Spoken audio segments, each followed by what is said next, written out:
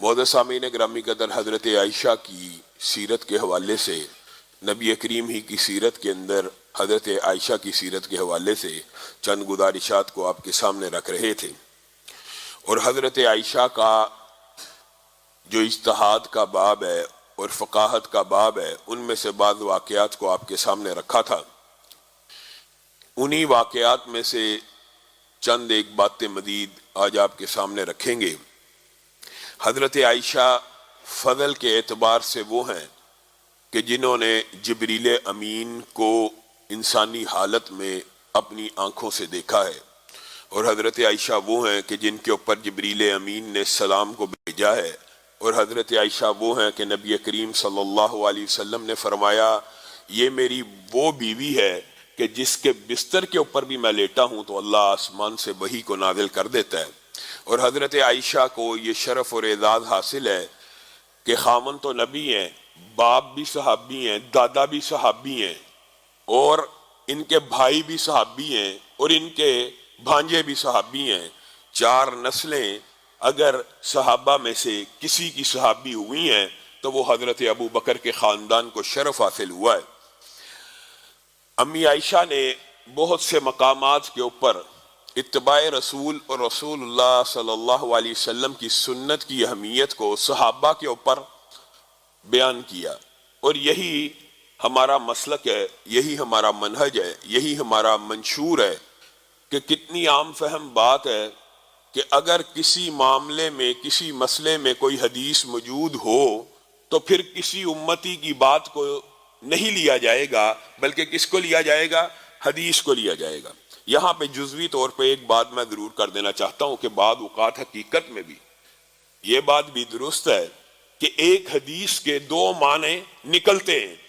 جہاں پہ 2 معنی یا 2 مفہوم نکلنے کی گنجائش موجود ہو، ان دونوں مفاہیم کے اوپر ایک گروہ ایک مفہوم پہ عمل کر لے، دوسرا گروہ دوسرے مفہوم پہ عمل کر لے تو اس میں بھی کوئی حرج کی بات نہیں ہے۔ لیکن جس حدیث کا مفہوم دوسرا نکلنا ناممکن ہے، آج آپ نے یہ بات سمجھنی ہے کہ پھر اس مفہوم کو چھوڑ کر جو حدیث کا ظاہری مفہوم ہے اور دوسرا مفہوم نکل نہیں سکتا، کسی امتی کی بات کو مان لیا جائے تو صحابہ کا، ائمہ کا اس بارے میں کیا موقف تھا اور کیا عقیدہ تھا۔ امی عائشہ نے سعد بن وقاص کے جنازے کے موقع کے اوپر اس خواہش کا اظہار کیا۔ اب یہ رسول اللہ صلی اللہ علیہ وسلم کی وفات کے بعد بہت لمبا عرصہ گزرنے کے بعد کا واقعہ، 54 ہجری کے قریب، اور اس وقت صحابہ مدینے میں کم موجود ہیں اور تابعین اور تبع تابعین کی تعداد زیادہ ہے۔ سعد بن وقاص کے جنازے کے بارے میں امی عائشہ نے خواہش کا اظہار کیا کہ اس کو مسجد النبوی میں لے کے آیا جائے، میں عائشہ بھی اس کا جنازہ پڑھوں گی، اس کے لیے دعا کروں گی۔ بعض تابعین نے، تبع تابعین نے اس کے اوپر اعجاب کا، عجابت کا اور نکارت کا اعتراض کیا کہ امی عائشہ کیا کہتی ہیں، مسجد النبوی کے اندر جنازہ ہوگا۔ یہاں پہ آپ نے ایک مرتبہ رک کے اس بات کو سوچنا ہے کہ امی عائشہ اس وقت یہ جواب دے سکتی تھی نا، ابھی کچھ عرصہ پہلے تو تم نے عمر کا جنازہ مسجد النبوی میں پڑھا، ابھی کچھ عرصہ پہلے تو تم نے حضرت ابو بکر کا جنازہ مسجد النبوی میں پڑھا۔ لیکن امی عائشہ بھی اپنا عقیدہ بیان کر رہی ہیں، اور یہی ہمارا منہج ہے، یہی ہمارا مسلک ہے۔ امی عائشہ نے ابو بکر صدیق کے جنازے کو حجت نہیں بنایا، عمر کے جنازے کو حجت نہیں بنایا، حالانکہ صحابہ کی کثیر تعداد نے پڑھا تھا، یاد کروا سکتی تھی۔ لیکن امی عائشہ نے کیا کہا تم بھول گئے ہو کہ سہیل کا جنازہ آیا تھا اور نبی کریم صلی اللہ علیہ وسلم نے اسے مسجد النبوی میں ادا کیا تھا۔ حالانکہ بات بڑی آسان تھی خلفائے راشدین کے جنازے کے حوالے سے۔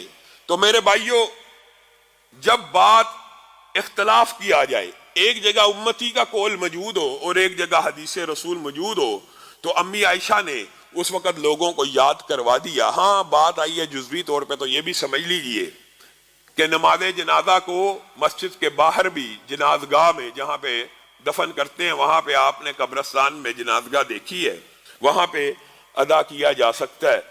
اور نبی کریم صلی اللہ علیہ وسلم نے جس طرح مسجد النبوی کے اندر سہیل کے جنازے کو ادا کیا، صحابہ کے جنازے ہوئے، خلفائے راشدین کے ہوئے، اس طرح بعض جنازے مسجد سے باہر بھی ہوئے، مسجد سے باہر بھی ہوئے، اس میں کوئی حرج کی بات نہیں ہے۔ لیکن یہ کہہ دینا کہ مسجد میں جنازہ ہو نہیں سکتا، یہ نبی کریم صلی اللہ علیہ وسلم کی حدیث کی سراسر مخالفت ہے۔ اور اس کی دلیل یہ دی جاتی ہے جی ناسخ منسوخ، اگر ناسخ منسوخ کی کوئی بات ہوتی تو حضرت ابو بکر کا جنازہ مسجد النبوی میں نہ ہوتا، حضرت عمر کا جنازہ مسجد النبوی میں نہ ہوتا۔ پھر دوسری دلیل یہ دی جاتی ہے، معاذ اللہ ثم معاذ اللہ، کہ مسلمان میت نجس ہے جی، مسجد میں کیسے آئے گی؟ نہ مسلمان میت کا کوئی رشتہ ٹوٹتا ہے، نہ مسلمان میت نجس ہوتی ہے۔ رسول اللہ صلی اللہ علیہ وسلم نے فرمایا مومن زندہ ہو یا مردہ ہو نجس نہیں ہوتا۔ کتنی عام فہم بات ہے، اگر نجس ہو تو اس کو غسل کیسے دیا جائے گا، اس کو کفنایا کیسے جائے گا، اس کے ماتھے پہ بوسہ کیسے دیا جائے گا؟ رسول اللہ صلی اللہ علیہ وسلم کی حدیث سے اور صحابہ کے طرز عمل سے اور خلفائے راشدین کے طرز عمل سے میت کو بوسہ دینا ثابت ہے کہ نہیں؟ تو نجس کو بوسہ دینا ہے، نجس کو غسل دینا ہے، نجس کو کفن دینا ہے، تو یہ باتیں بھی معاشرے میں غلط العام ہے۔ اور ہمیں یہ چاہیے کہ معاشرے کو دوبارہ اس سمت اور اس ڈائریکشن کی طرف لے کے جایا جائے جو رسول اللہ صلی اللہ علیہ وسلم نے مسجد کی اہمیت اور حیثیت کو دیگر امتوں کے اوپر بھی اور دیگر معاشروں کے اوپر بھی ثابت کیا تھا۔ وہ کیا تھا کہ مسلمانوں کی پریزیڈنسی اور صدارتی محل بھی اگر ہوگا تو مسجد ہوگی، مسلمانوں کی عدالت بھی اگر ہوگی تو مسجد ہوگی، مسلمانوں کا کمیونٹی سینٹر بھی ہوگا تو مسجد ہوگی۔ دیکھیے کتنا دین آسان ہے۔ نکاح کی جگہ مسجد، کتنا کرایہ لگتا ہے؟ 1 روپیہ بھی نہیں، بلکہ علماء، فضلاء، مولوی حضرات، خطباء آپ کے آگے پیچھے پھرتے ہیں، مسجد میں کوئی نکاح ہو ویلکم کرتے ہیں۔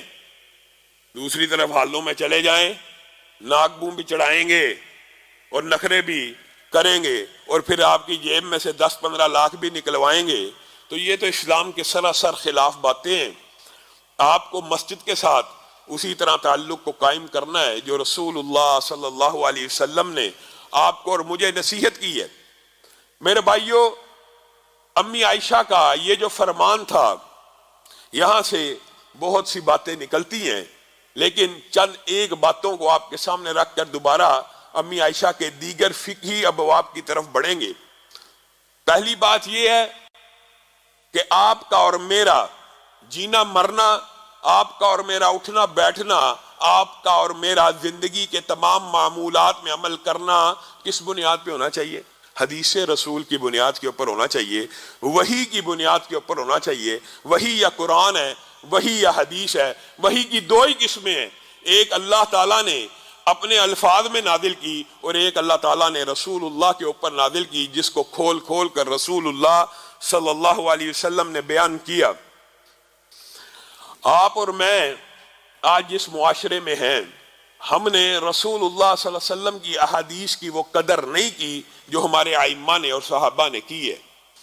امام احمد ابن حنبل ایک مرتبہ حدیث لکھ رہے ہیں اور ان کے بارے میں ان کے شاگردوں کا یہ قول ہے کہ امام احمد ابن حنبل جو بھی حدیث لکھا کرتے تھے، اس حدیث کو لکھ لینے کے بعد اگلی حدیث اس وقت تک نہیں تھے لکھتے جب تک اس حدیث کے اوپر عمل نہ ہو جاتا۔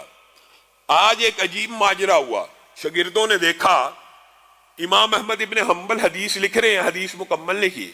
پہلے معمول یہ تھا حدیث لکھ لیا کرتے تھے اور اس کے بعد اس کے اوپر عمل کرتے تھے، اور عمل پختہ ہو جاتا تو اگلی حدیث لکھا کرتے تھے۔ آج حدیث لکھ رہے ہیں اور حدیث لکھتے لکھتے رک گئے ہیں۔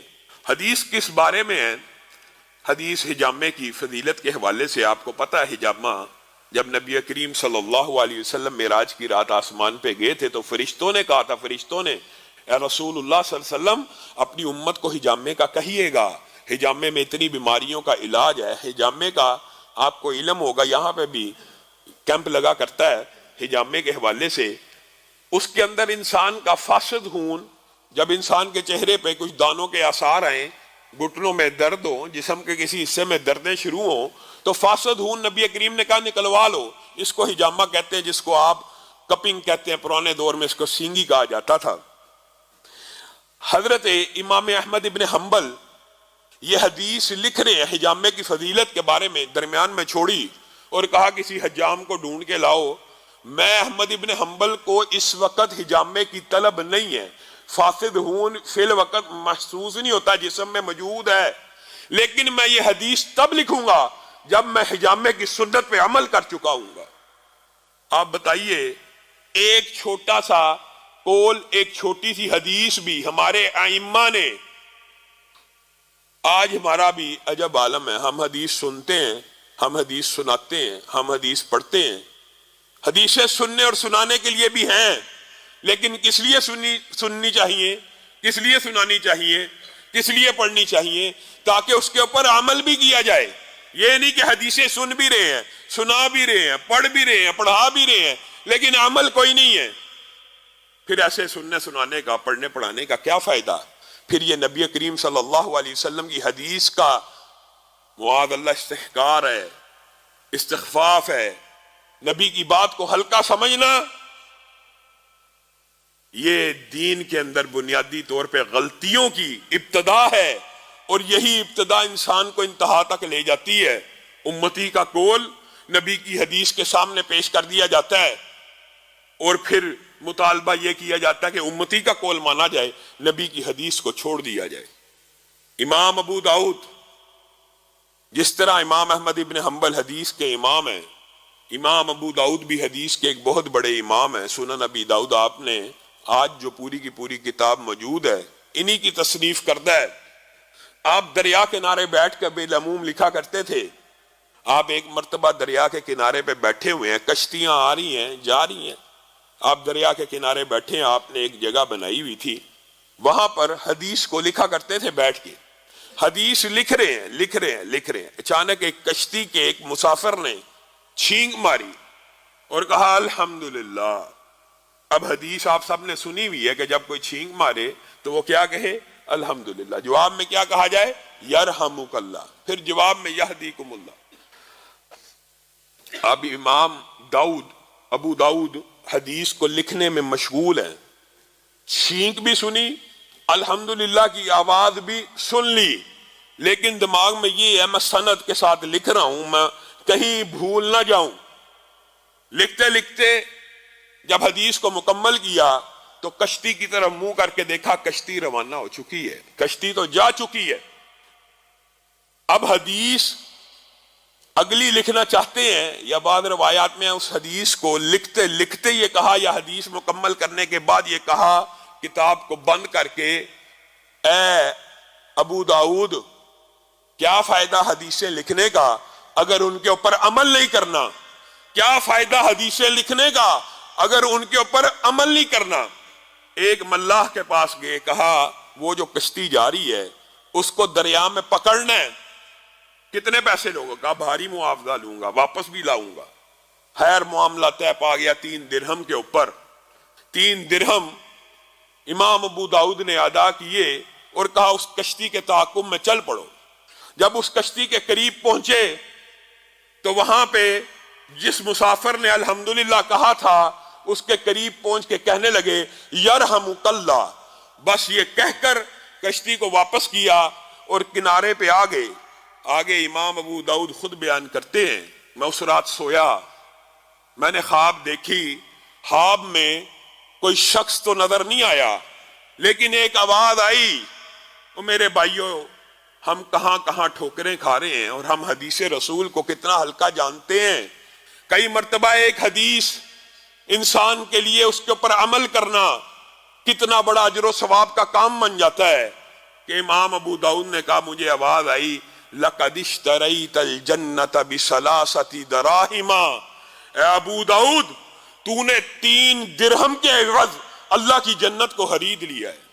ایک حدیث پہ عمل کرنا، ایک حدیث پہ عمل کرنا کئی مرتبہ جنت میں داخلے کا سبب بن جاتا ہے، اور ایک حدیث کو چھوڑ دینا اور ایک حدیث کے اوپر دل کے مطمئن ہو جانے کے بعد حدیث آپ کے پاس موجود ہو اور اس کے اوپر عمل نہ کرنا، یہ انسان کے جہنم میں داخلے کا سبب بن جاتا ہے۔ اور یہ قول میرا نہیں ہے بلکہ صحابی رسول عبداللہ ابن مسعود کا ہے۔ آئیے یہ واقعہ بھی سمجھ لیجئے، ایک حدیث پہ عمل کیا، جنت کی بشارت مل گئی، اور دوسری طرف عبداللہ ابن مسعود کا یہ جو فتویٰ ہے،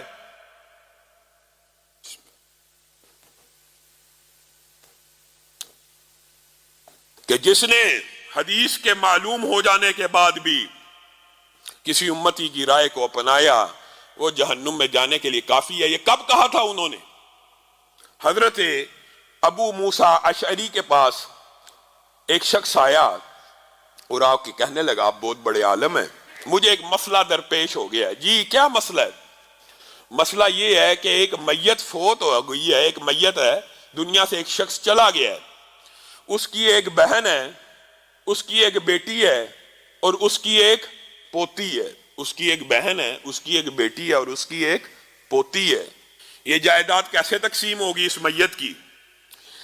ابو موسیٰ اشعری سوچنے لگے اور کہا، میرے پاس اس مسئلے کا بالکل ہو بہو اس کے مطابق حدیث کا علم موجود نہیں ہے اور میرے پاس اس کا مکمل نالج موجود نہیں ہے، لیکن میرے پاس رسول اللہ کی ایک حدیث ہے اور ایک حدیث کا مفہوم موجود ہے، وہ یہ ہے جب قریب والا زندہ ہو تو دور والے کو نہیں ملتا۔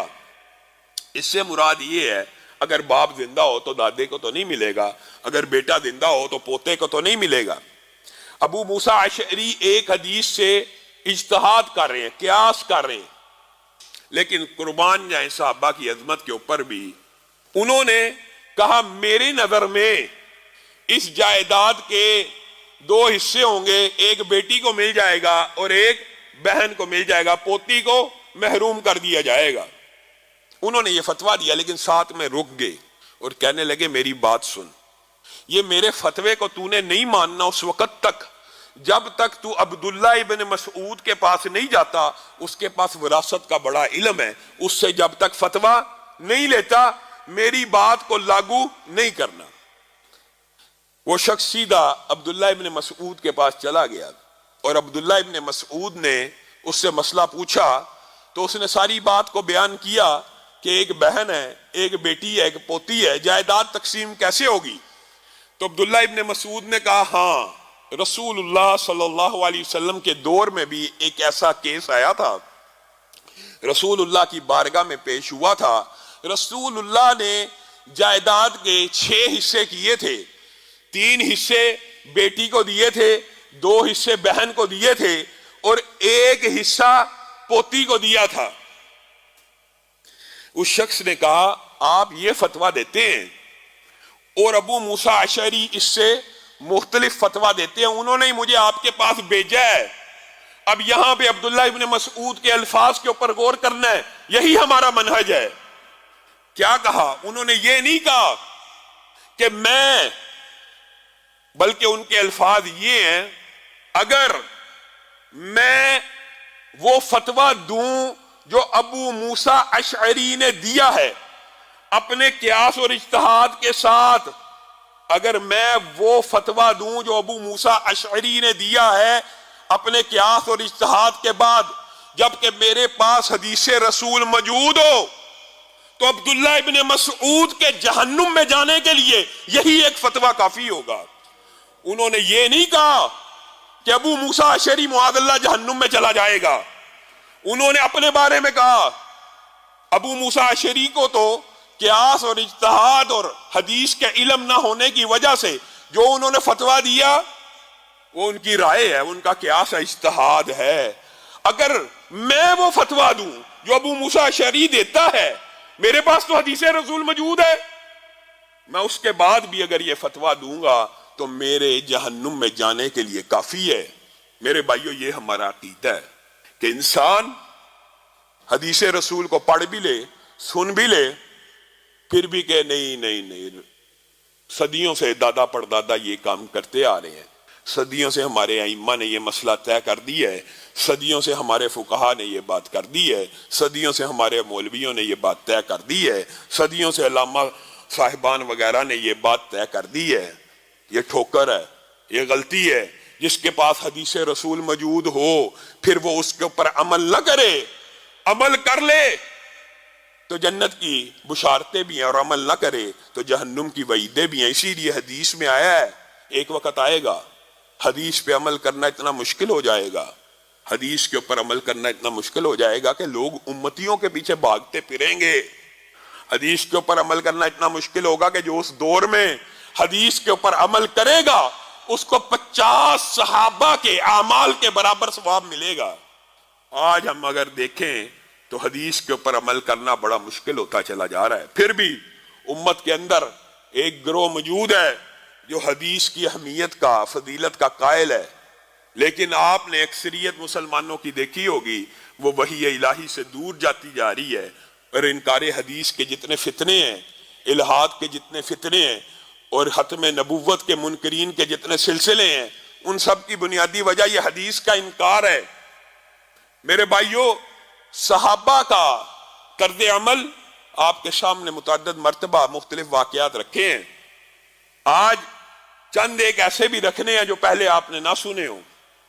عمران بن حسین ایک مرتبہ رسول اللہ صلی اللہ علیہ وسلم کی حدیث بیان کر رہے ہیں اور حیا کے فضائل بیان کر رہے ہیں۔ آپ کو پتا ہے حیا ایمان کا حصہ ہے، حیا چیز کو مزین کرتی ہے، حیا حسن اور حیا خوبصورتی میں اور انسان کی شخصیت کو ڈیولپ کرنے کا کردار ادا کرتی ہے۔ ہمارے معاشرے میں اس سے الٹ ہے، اور یہ بچہ یار بڑا اس کے اندر کانفیڈنس کی کمی ہے، یہ بچوں کو بھی بے حیا بنانے کی پلاننگ ہمارے معاشرے میں کی جاتی ہے۔ جو حیادار ہے بجائے اس کے کہ اس کو پرموٹ کیا جائے، اس کی حیا کا لاج رکھا جائے، اس کے اندر حیا کی جو اللہ تعالیٰ نے صلاحیت پیدا کی ہے اس کے اوپر اس کو شاباش دی جائے، نہیں، اس کو برا بلا کہا جائے گا، اس کو احساس کمتری کا کہا جائے گا، اس کو کانفیڈنس میں کمی کا۔ حضرت عمران حیا کے بارے میں درس دے رہے ہیں اور نبی کریم کی حدیث پڑھ رہے ہیں، حیا ایمان کا حصہ ہے، حیا سے یہ فائدے ہوتے ہیں وغیرہ۔ ایک شخص اچانک کھڑا ہوا اور کہنے لگا واہ واہ، آپ نے کیا حدیث بیان کی ہے، واہ واہ واہ، ہمارے علاقے کے جو حکماء اور دانا ہیں وہ بھی یہی بات کہتے ہیں حیا کے بارے میں۔ اب آج کل کا ہمارے جیسا کوئی نکما نالائق مولوی ہوتا، وہ کہتا دیکھا اس نے بھی میری بات کی تائید کر دی، اور اس نے بھی دیکھے جو بات میں کہہ رہا تھا۔ یہ آج کل طرز عمل ہمارے معاشرے میں کچھ ایسا چل گیا ہے کہ عام طور پہ کہا جاتا ہے رسول اللہ صلی اللہ علیہ وسلم نے 1400 سال پہلے یہ بات کی تھی، دیکھیں جی سائنس نے۔ میں کہتا ہوں کہ یہ بات درست ہے، انسان تطبیق کر لے، لیکن سائنس کو یہ کہنا کہ سائنس نے تائید کی ہے اور سائنس کی تائید کی وجہ سے حدیث صحیح ہے ورنہ حدیث میں شک ہے، یہ بد عقیدگی ہے۔ عمران بن حسین نے یہ عقیدہ بیان کیا اور کتنا عمدہ بیان کیا، کہا میں تجھے رسول اللہ صلی اللہ علیہ وسلم کی حدیث بیان کرتا ہوں اور تو مجھے کہتا ہے کہ حکماء بھی یہ کہتے ہیں، میں تجھے کوڑے لگاؤں گا۔ دنیا کے ہر شخص کا قول اگر پیش کیا جائے گا تو رسول اللہ کی حدیث کے سامنے پیش کیا جائے گا۔ تو رسول اللہ کی حدیثوں کی تصدیق امتیوں کے قولوں سے کرنا چاہتا ہے؟ امتیوں کے اقوال کی تصدیق اگر ہوگی تو رسول اللہ صلی اللہ علیہ وسلم کی حدیث سے ہوگی۔ اسی طرح حضرت عمر کے دور میں ایک صحابی رسول ہیں، وہ بھی حضرت عمر کے پاس آئے اور آ کے فتویٰ لیا، کہنے لگے جب عورت طواف زیارت طواف افاضہ کر کے فارغ ہو جائے اور اس کے اللہ تعالیٰ نے عورت کے اندر یہ بیماری دی ہے، ہر ماہ میں چند دن اس نے نماز چھوڑنی ہوتی ہے، اگر وہ طواف زیارت اور طواف افاضہ کر کے فارغ ہو جائے حج میں، ساتھ ہی اس کے ایام شروع ہو جائیں، تو کیا عورت مکہ ہی میں رکے گی طواف وداع کے لیے یا واپس گھر چلی جائے، حج پورا ہو گیا؟ حضرت عمر کچھ دیر خاموش رہے اور سوچ کے قیاس اور اجتہاد سے جواب دیا کہ اس عورت کو چاہیے کہ وہ مکہ میں ٹھہر جائے اور جب اس کے ایام ختم ہو جائیں اس کے بعد وہ طواف وداع کرے اور پھر گھر کو لوٹ جائے۔ اب وہ بھی صحابی رسول ہیں جو سوال کرنے والے ہیں، اور حضرت عمر آپ کو پتہ خلیفہ راشد ہیں، وہ کہنے لگے عمر آپ کو غلطی لگی، آپ کو ٹھوکر لگی، آپ نے خطا کی۔ میں نے کیا غلطی کی؟ مجھے کیا ٹھوکر لگی؟ میں نے رسول اللہ صلی اللہ علیہ وسلم کے دور میں بھی یہ سوال پوچھا تھا اور رسول اللہ صلی اللہ علیہ وسلم نے جواب دیا تھا طواف افاضہ و زیارت کے بعد اگر عورت کو حیض آ جائے، ایام شروع ہو جائیں تو اللہ تعالیٰ نے اس کا حج مکمل کر دیا، وہ اپنے وطن واپس لوٹ جائے، اپنے شہر واپس چلی جائے۔ آپ کچھ اور فتویٰ دیتے ہیں، رسول اللہ صلی اللہ علیہ وسلم نے کچھ اور فتویٰ دیا، اب بتائیے۔ حضرت عمر نے کہا میں تجھے بتاتا ہوں۔ ایک ساتھی کو حکم دیا کوڑا لے کے آؤ۔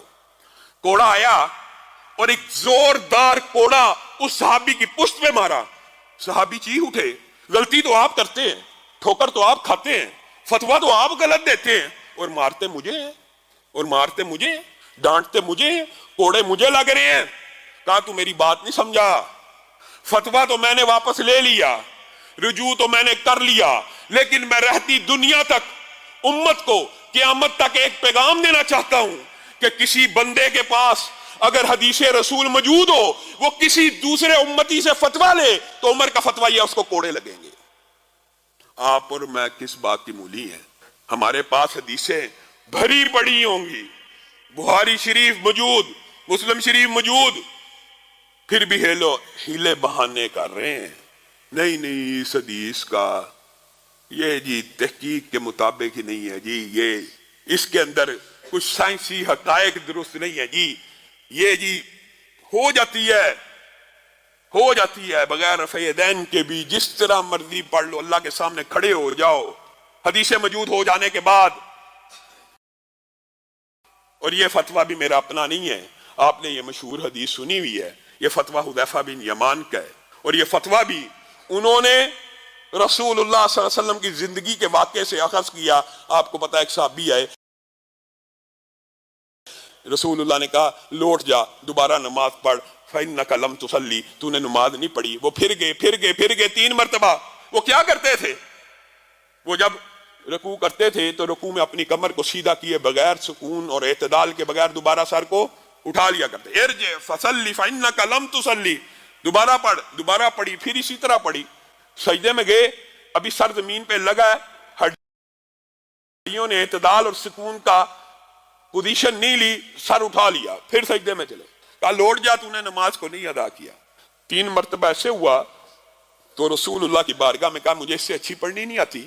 تو رسول اللہ صلی اللہ علیہ وسلم نے ان کو سمجھایا کہ جب رکوع کیا کرو تو کمر کو سیدھا ہونے دیا کرو، ہڈیاں اپنی پوزیشن پہ واپس آ جائیں، سکون میں اعتدال میں ہو جائیں، اس کے بعد سر اٹھایا کرو، جب سیدھے کھڑے ہوا کرو سکون اور اعتدال کے بعد سجدے میں جایا کرو۔ یہ حدیث سب آپ لوگوں نے سنی۔ اسی طرح ایک شخص حضرت حذیفہ کے سامنے نماز پڑھ رہا ہے۔ میں یہ بات اس لیے کر رہا ہوں کہ ہم میں سے بہت سے لوگ حدیث کو کوئی اتنا اہم نہیں سمجھتے، اور یہ سمجھتے ہیں کہ اللہ تعالیٰ نے شاید وحی اور حدیث اور قرآن کے بغیر، یہ گائیڈنس کے بغیر انسان کو بنایا، یعنی انسان تو بنا دیا، ساتھ چلانے کے لیے مینول بک نہیں دی۔ یعنی خالق ہے، آپ اور میں مشین بنائیں، چلانے کے لیے مینول بک دیں، اور خالق مالک نے یہ لاکھوں اربوں کی تعداد میں مشینیں بنائی، ساتھ مینول بک اور گائیڈنس موجود نہیں ہے۔ یہ کہاں کا عقیدہ ہے؟ حضرت حذیفہ کے سامنے اسی طرح ایک شخص نے نماز پڑھی، آپ نے اس کو بلایا، کہا آپ کی نماز ادا نہیں ہوئی، آپ دوبارہ نماز کو ادا کریں۔ کس بنیاد کے اوپر؟ صرف ایک ہی حدیث ہے نا کہ رسول اللہ صلی اللہ علیہ وسلم نے اعتدال نہ ہوتے ہوئے کہا تھا اس کی نماز نہیں ہوئی، واپس چلا جائے۔ کہا آپ کی نماز نہیں، اس نے پھر پڑھی۔ حضرت حذیفہ نے کہا تو اس طرح کی نماز کب سے ادا کر رہا ہے؟ کہا مجھے تو 40 برس ہو گئے ہیں، مجھے اس سے بہتر نماز کو ادا کرنا آتا ہی نہیں ہے۔ یہ کسی مولوی کا فتویٰ نہیں ہے، ایک صحابی رسول کا ایک حدیث کے بارے میں استدلال ہے۔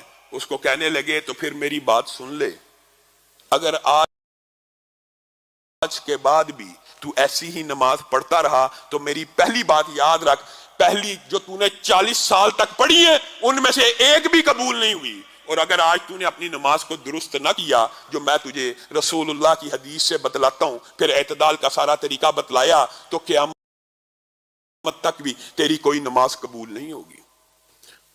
آج آپ لوگوں کے سامنے احادیث کا انبار بھی لگا دیں کہ رسول اللہ صلی اللہ علیہ وسلم نے ایسے ایسے نماز پڑھی تھی، ٹھیک ہے، ایسے بھی ہو جاتی ہے، ویسے بھی ہو جاتی ہے۔ بھائی ویسے بھی جو ہو جاتی ہے اس کی کیا دلیل ہے؟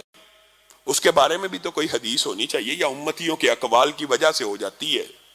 اگر آپ کا اور میرا یہ عقیدہ ہو جائے گا کہ رسول اللہ صلی اللہ علیہ وسلم کی حدیث کے آ جانے کے بعد کسی کی بات کی کوئی اہمیت نہیں، تو ہم کامیاب ہیں۔ اور اگر آپ کا اور میرا یہ عقیدہ بن جائے گا حدیث آ جانے کے بعد بھی میں کسی مفتی کی، کسی فقیہ کی، کسی امام کے فتوے کی پیروی کروں گا، تو آپ اپنے نظریے کو درست کریں۔ اور یہی وہ عقیدہ جو امی عائشہ نے صحابہ کے سامنے رکھا، جو پہلی حدیث بیان کی۔ اسی طرح عبداللہ ابن عمر نے ایک مرتبہ فتویٰ دیا کہ جو عورت ہے جب نہانے کی، آپ کو پتہ مسلمانوں کو حاجت ہو جائے تو جب عورت نہائے تو اپنے سارے بالوں کو گیلا کیا کرے، کھولا کرے، اچھی طرح دھویا کرے۔ جس طرح مرد کا غسل ہے کہ بالوں کو تر کرنا جڑوں تک، اسی طرح عورت کو بھی چاہیے ایسے ہی کیا کرے۔ تو امی عائشہ کو یہ فتویٰ پتا چلا تو امی عائشہ نے مذاق میں ایک جواب دیا، ہاں ہاں عبداللہ ابن عمر تو چاہتا ہے عورت ٹڈے کرا لیں اور عورتیں گنجی ہو جائیں اور عورتیں اپنی چٹیوں کو منڈوا لیں۔ میں رسول اللہ صلی اللہ علیہ وسلم کے دور میں بال باندھ کر نہایا کرتی تھی اور رسول اللہ صلی اللہ علیہ وسلم نے مجھے کبھی منع نہیں تھا کیا۔ یہ عقیدہ ہے، یہ منہج ہے کہ جہاں پر رسول اللہ کی حدیث آ جائے فتویٰ عبداللہ ابن عمر دے رہے ہیں، لیکن امی عائشہ اس فتوے کو ماننے کے لیے تیار نہیں ہیں۔ پھر حضرت ابو ہریرہ نے ایک مرتبہ فتویٰ دیا، اور حدیث سے قیاس ضروری نہیں ہوتا کہ ہر حدیث ہر صحابی کو مل چکی ہو۔ آج کل یہ امت کے اوپر اللہ کا بہت بڑا احسان ہے، میں آپ کو صحیح درد دل کے ساتھ کہہ رہا ہوں، احادیث آج جس طرح کمپائل سندوں کے ساتھ صحیح اور ضعیف کی تحقیق کے ساتھ معاشرے میں موجود ہیں، آج سے پہلے کبھی نہیں تھی۔ آج دین کے اوپر عمل کرنا نظریاتی طور پہ زیادہ آسان ہے، لیکن عامل کم ملتے ہیں۔ اس دور میں احادیث کم تھی لیکن عمل زیادہ نظر آتا تھا۔ احادیث کا ابلاغ ضروری نہیں کہ ہر صحابی کو ہر حدیث پتہ ہو۔ حضرت ابو ہریرہ نے بھی فتویٰ دے دیا کہ جس طرح گدھا، کتا، اس طرح کے جانور نمازی کے سامنے سے گزر جائیں تو نماز نہیں ہوتی، اسی طرح عورت بھی نمازی کے سامنے سے گزر جائے تو نماز نہیں ہوتی۔ امی عائشہ کو پتا چلا، امی عائشہ کہنے لگی ابو ہریرہ پہ اللہ رحم کرے، یہ کیسے فتوے دیتا ہے؟ میں رسول اللہ کے حجرے میں موجود ہوتی تھی، مرتبہ میرا پاؤں ہوتا تھا اور رسول اللہ جب سجدہ کرنے لگتے تھے میری پاؤں کو ہلاتے تھے اور میں پاؤں کو پیچھے کر لیتی تھی۔ رسول اللہ وہاں پہ سجدہ کرتے تھے اور جب سجدے سے سر اٹھاتے تھے میں پاؤں کو پھر پھیلا دیتی تھی۔ یعنی رسول اللہ صلی اللہ علیہ وسلم کے سامنے میں کئی مرتبہ لیٹی بھی ہوتی تھی تو رسول اللہ صلی اللہ علیہ وسلم نماز کو ادا کر دیا کرتے تھے۔ گویا امی عائشہ رسول اللہ صلی اللہ علیہ وسلم کی حدیث کی، رسول اللہ کے قول کی، رسول اللہ کے فرمان کی۔ میرے بھائیو، دین یا اللہ کے قرآن کا نام ہے، دین یا رسول اللہ کے فرمان کا نام ہے۔ دین کسی مولوی کے فتوے کا، کسی علامہ کی تقریر کا، کسی مفتی کی فقاہت کا یا کسی مفتی کے فتوے کا نام نہیں۔